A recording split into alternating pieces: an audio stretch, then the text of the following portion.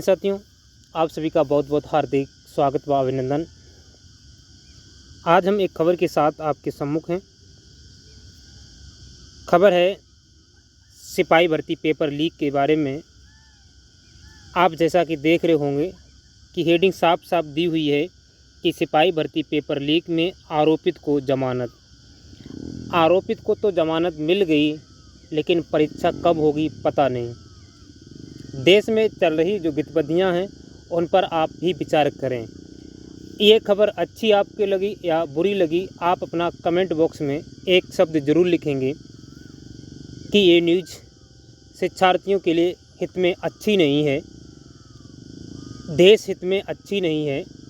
आरोपी जो एक सिद्ध होता है, जैसा कि लिखा है सीधा कि आरोपित यानी उस चीज़ में लिप्त था जिस चीज़ की चर्चा हुई, किसकी, पेपर लीक में, जो सिपाही भर्ती, और उसको जमानत कोर्ट ने दे दी है। अभी तक परीक्षा की कोई तिथि नहीं है।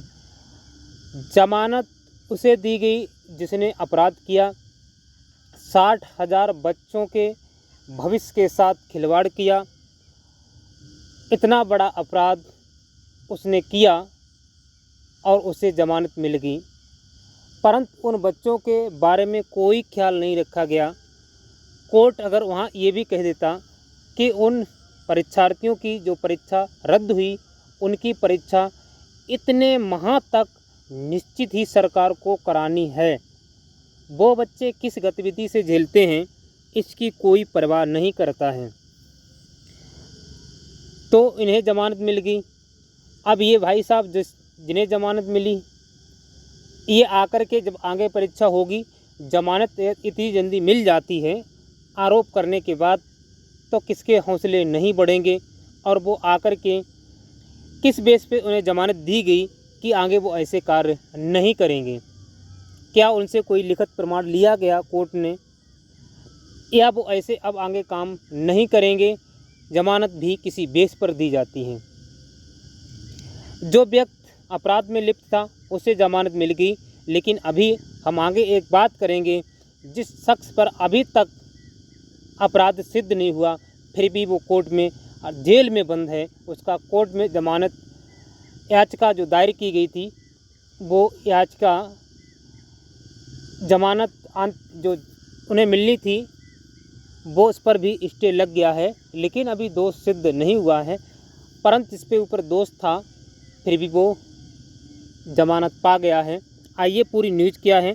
प्रयागराज की संवाददाता जागरण से प्रयागराज से हैं कि इलाहाबाद हाई कोर्ट ने सिपाही भर्ती पेपर लीक में आरोपित झांसी के मोनू शर्मा उर्फ मोनू पंडित की सशर्त जमानत मंजूर कर ली है। सशर्त क्या शर्त उसने कोर्ट ने तय की है, अब कोर्ट ने दी है तो कोर्ट के खिलाफ कौन बोल सकता है। परंतु मंशा जहाँ साफ ना हो तो वहाँ उंगली ज़रूर उठानी चाहिए।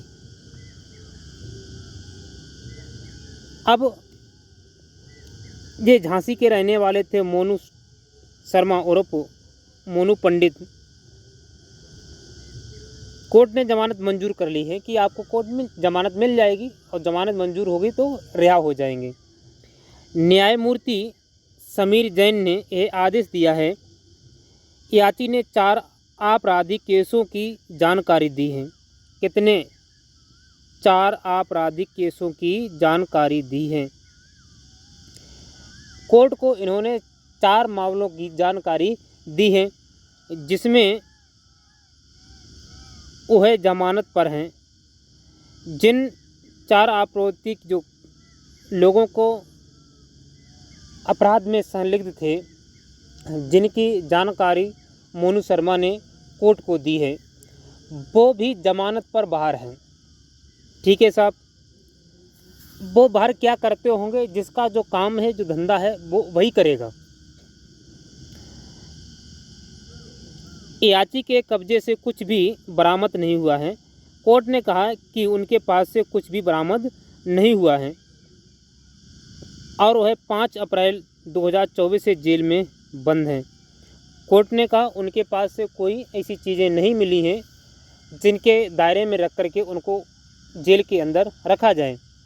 और ये अप्रैल 2024 से जेल में बंद हैं। तो इस याचिका पर कोर्ट ने उन्हें ज़मानत दे दी है और वो रिहा हो गए हैं कि उनके पास से कोई ऐसी चीज़ नहीं मिली है जिसके दायरे में वो इसमें आते हों, तो उन्हें ज़मानत कोर्ट ने दे दी है। अगर कोर्ट ने ज़मानत दी है तो सोच विचार से, अपने विवेक से ही दी होगी।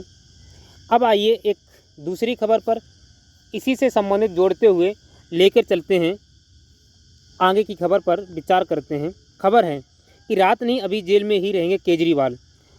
इनके पास से भाई अभी कोई सबूत नहीं मिला है तो इनको जेल क्यों, जबकि एक प्रदेश के वर्तमान के मुख्यमंत्री हैं। आप देख रहे होंगे फाइल फ़ोटो में केजरीवाल को। आप सभी इनसे अवगत होंगे, अच्छी तरीके से जानते होंगे कि वर्तमान में दिल्ली के ये मुख्यमंत्री हैं। एक मुख्यमंत्री रहते हुए भी कोर्ट के अंदर हैं, जबकि मुख्यमंत्री को कई मीटिंग भी होती है तो वहाँ भी 10-15 मिनट बड़ा मुश्किल से रह पाते हैं।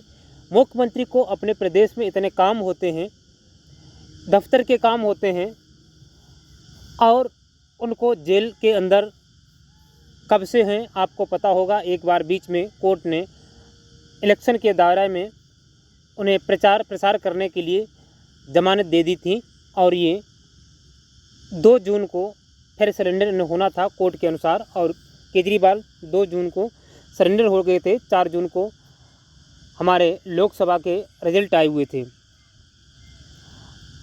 तो केजरीवाल के पास से अभी कोई सबूत पुख्ता ईडी ने नहीं कोर्ट को दायर किए हैं, फिर भी बेचारों को जेल के अंदर रहना पड़ता है। तो इसमें ये देखिए, जब अगर उनके पास से कुछ बरामद नहीं हुआ, उनको आपने ज़मानत दे दी है, तो भाई ये तो एक राज्य के वर्तमान के मुख्यमंत्री हैं, सीएम हैं, ये देश छोड़ के कहाँ भागे जा रहे हैं। अगर जिस दिन इनके ऊपर सबूत मिल जाए तो आप बुला लीजिए, नहीं आते हैं तो पुलिस कोर्ट के थ्रू तो चलती है, पकड़वा लीजिए, आ जाएंगे। क्यों नहीं आएंगे, देश से बाहर कैसे चले जाएंगे, क्योंकि वर्तमान के मुख्यमंत्री हैं।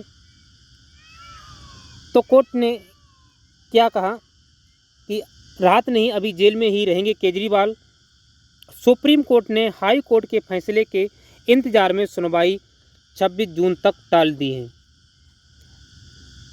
आज 25 जून है, न्यूज़ ये खबर कल की है। तो कोर्ट ने हाई कोर्ट के फैसले के इंतजार में सुप्रीम कोर्ट ने अपनी जो सुनवाई है वो टाल दी थी। इनको अंतरिम जमानत मिलने वाली थी, विकृत निष्कर्षों पर आधारित था नियमित जमानत देने का निर्णय। इस लिखा है कि साफ साफ कि निष्कर्षों पर आधारित था नियमित जमानत देने का निर्णय। जो सुप्रीम कोर्ट ने निर्णय देने का आदेश पारित कर दिया था वो भी रियल में सही था। ये पूरी न्यूज़ है, आप इसे अच्छी तरीके से पढ़ सकते हैं। अगर हम इसे पढ़ कर के सुनाते हैं तो अधिक टाइम लगेगा।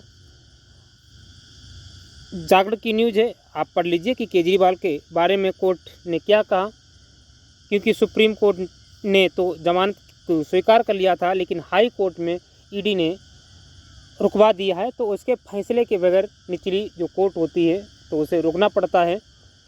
तो इंतज़ार करिए कि देखते हैं कि देश में अब केवल अपराधियों को ही जमानत मिलती है या दोष रहितों को भी जमानत मिलती है। जैसा कि कहा गया है कि वर्तमान सरकार के ऊपर कि इसी के इशारे पर कोर्ट चलता है, तो जो वर्तमान में गतिविधियाँ हो रही हैं वो सारी संकेत ही करती हैं कि बिल्कुल हमें तो कुछ ऐसा ही संदेशा होता है। परंतु बार बार कहते हैं कि सरकार के खिलाफ मैं नहीं जाता हूं, लेकिन जो गलत काम होगा तो गलत को गलत कहना उचित होता है। तो आशा है कि हमारी कि कोई कोर्ट ही बोल दे कि यूपी के बारे में कि यहाँ बेरोज़गारी इतनी है, इतने पद खाली हैं और इनको मुख्यमंत्री क्यों नहीं भरते हैं, क्या उनकी मंशा है। तो कोई कोर्ट नहीं बोलता है, मौन रहता है। बहुत याचिकाएं दी गई कोर्ट में। सिपाही भर्ती पेपर में अगर आरोपित को जमानत मिल जाती है तो हम कोर्ट प्रभु से कहते हैं कि वो इस सिपाही भर्ती परीक्षा के बारे में जो परीक्षार्थी तैयारी करते हैं उसके बारे में भी कुछ बोल दे, तो जल्दी से जल्दी वो परीक्षा हो जाए और निष्पक्ष परीक्षा हो। सरकार इसका दायित्व अच्छी तरीके से संज्ञान में ले कि आगे कोई पेपर लीक नहीं होगा, नकल नहीं होगी। जो भी भर्तियां होंगी वो एकदम पारदर्शिता के साथ होंगी। इसी आशा उम्मीद के साथ मिलते हैं किसी नेक्स्ट वीडियो में। तब तक के लिए जय हिंद, जय भारत। इंतजार करिए।